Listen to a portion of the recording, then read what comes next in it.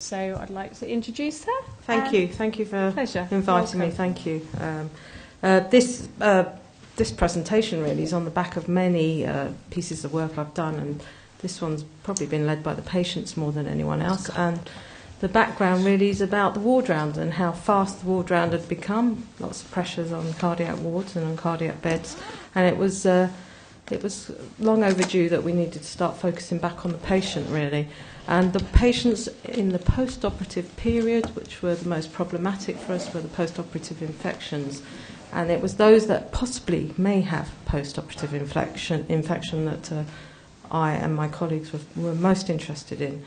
Antibiotic prescribing in Wales has become mandatory, that we use certain stickers and labels and directives and guidelines. We're all on our smartphones now prescribing from very, very regimented guidelines, and obviously optimisation of stay really. We want patients in and out of hospital as fast as possible so they don't catch any hospital-acquired infections. Methodology used, just to see if there was a problem, we looked at 15 patients, just a snapshot really, and they were 15 patients that presented with high white counts, CRPs, rigors, surgical site inflammation, anything you can think of really, just something that slowed you down on the ward round. They weren't absolutely 100% ready to move into the next stage of their stay. Then we introduced changes, and then we reviewed with 32 consecutive patients that also seemed to show signs and symptoms of post-operative infection. The pre-intervention data, as you'd see, there was a problem, or else I wouldn't be here today. Only 2 of the 15 patients had any infection information. Again, on diet, only 6, and as you go through wound dressings and the rest of it, it wasn't 100%. So the vac dressing ones obviously were the ones that had most information really, because they had the nurse standing there for half an hour doing a vac dressing, so obviously they were going to talk about infections. The results showed that the patients were not getting the information, and post-operative infections were delaying discharge.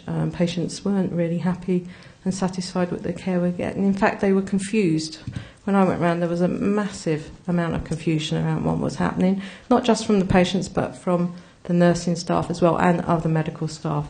Certainly, the response to that was overall dissatisfaction from all of us. So there was a need to change something in very small. We're dealing with a very small amount of patients, really, and a very small amount of problems, but could actually help in the post-operative period. The intervention we brought about was looking at slowing down the daily ward rounds and using those daily ward rounds, putting the patient at the centre of that. So coming from the end of the bed to talk to the patient and explain about post-operative infections. Now, it's fast on a ward, isn't it? So obviously that's part of a nurse practitioner's role and the surgical assistant's role. That could be filled in. If it was very busy that day, we'd take a role in that and work together as part of an NDT, and the nurse on the ward also doing that. But also the responsibility to go back after the ward round and explain to them what was happening was really important. So improving our verbal information, strict use of antibiotic guidelines, and actually looking on that sticker, because on it says how many days that antibiotic should be given, what bugs have been grown, and making sure that that's filled in, because there's an ongoing audit throughout the hospital on those, and involving the patient in their management plan, so they understood why they were staying in hospital and why there was a delay, why they were having dressings, why they were having IV cannulas and all the rest of it, so it wasn't a surprise to them. So you weren't going to a bed space and saying, I'm going to put a cannula in, and they said, what's that for? Even though they've had 2 or 3 in before. So that would hopefully affect that problem. Post-operative intervention, we're looking at 32 patients here. So you see, no surprise, they all come into the high-risk category, which we're all well aware of. Diabetics, urgent in-houses. At the 32, 28 were, again, remember, these are patients that possibly had post-operative infections. The post-operative characteristics, you can see 28 of them had raised CRP, and I'd put white count that was raised in those as well, and pyrexis and rigors. And that's before we even looked for where the site was. And in fact, out of them all, chest infections was the highest, followed by wound infections and UTIs. The alert sticker, we devised and created an alert sticker which looks something like this, this is the first draft of it really, because often you'd be saying, what samples have you sent, when did you send them? And this quite big sticker into the medical notes, and that really helped with auditing the patients as well, and also very clear on what has been sent and what the plan of action was. So, in fact, that looks very much like the antibiotic sticker we use in the prescription sheet, so that worked in. So, antibiotics prescribed. Now, I've put this in. The patients really wanted to know what antibiotics they were on and how long they were on them and what they were for. So obviously the media's come in there on the problems with that. Discussions with microbiologists. We don't have a microbiology ward round. So if myself or the junior doctors were discussing with microbiologists, we'd go back to the patient in the afternoon or when we managed to get hold of them and actually related back to them what had been said and what the plan of action was.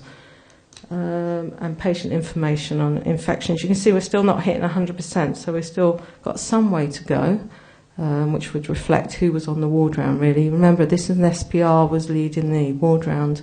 I wasn't on all those ward rounds, nor was any my surgical assistant colleagues. So I like to think the falling down was when we weren't there, but I think sometimes I was there. I have to own up to that.